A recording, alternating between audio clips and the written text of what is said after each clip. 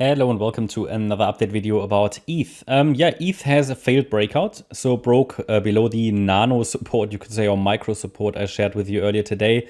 So that means we had a high X wave. Actually, I have relabeled it into a B wave now because of the impulsive way it's coming down now. So that could be a C wave, sort of halfway through maybe. Overall expectations haven't changed, still holding support. The idea is still that we are getting one more extension in a third wave. This is where it differs a little bit from Bitcoin. Seems like, at least it seems more likely, just based on the wave count for me, that ETH might get 2 more extensions and Bitcoin only 1. In this particular, that's a wave 1 basically. We talk about that a lot when we talk about the daily chart, but this is just a short-term, quick intraday update. The idea is still that we could be in a fourth wave, so it's just sort of a flat structure. They often happen in a fourth wave. Fourth waves are very frustrating. We know that they are, so we can prepare for that mentally. That's the advantage of knowing about Elliott Wave and knowing what kind of wave we have to expect. If we have to expect a fourth wave, always prepare for frustrations, okay? And a lot of fake breakouts like this one here. This one, there's always a good sign for a wave 4. Now, best I can tell you is that the A wave unfolded as 3 waves. The B wave was also a corrective mess, and the C wave is unfolding now. It always makes sense to check the Fibonacci projections. So if we take the length of the A wave, go to the high of the B wave, then we typically watch for the 1-to-1 ratio first, 100% extension level. If we have an overshooting B wave, then the C wave does not necessarily need to go below the low of the A wave, which makes it even more challenging. And then we've got the 1778 level here. Below that, I would watch for the 1.618 extension, and that's at 1717. We might have a small break below the 50% Fib level then. So it's just sort of this support area is still valid. Nothing really changed from previous videos. 1755 is still a structural support and also Fibonacci support.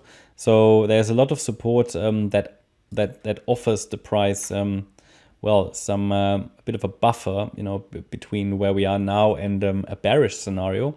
So we've got this support box. Then I gave you the Fibonacci extensions below 17. So a sustained break below 1724.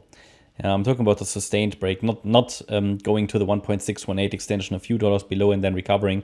So we really get a sustained break, it's consolidating there. Then I have to assume we are already in the larger degree fourth wave, which actually would allow the price to go a little lower, possibly even down to 1671, even though that would be quite deep. But then I would have to assume we are already in the larger degree fourth wave. Okay, but overall still focusing on higher, just the nano support basically broke. And then, yeah, for now, if you zoom in a little bit, or if we zoom in a little bit, you can see there is also a really, that's really like shorter time frame. We've got a bit of a trend line here going on as well. So my assumption is if we break below it, which if it's a C wave we should do, then it should head to 1755 next, So I'm not suggesting to trade every single wave here. That's not the way to do it in a fourth wave. It's basically using setbacks for potentially accumulation if you want to trade it like that. Scaling in against key support, which for me is sort of, key support is really, 1724.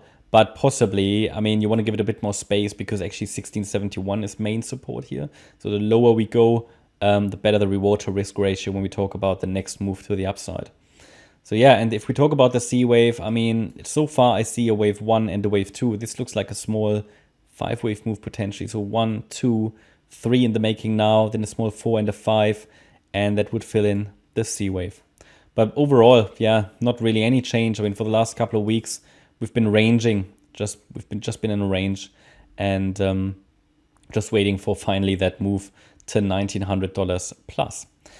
So yeah, and only really below 1671, I have to take a more bearish stance on Ethereum and have to assume that this entire rally basically failed. That's my update about ETH. I hope you liked the update. If you did, please hit the like button, leave a comment and subscribe. And if you really like the content, then please check out the channel membership. Thanks a lot for watching. Bye-bye.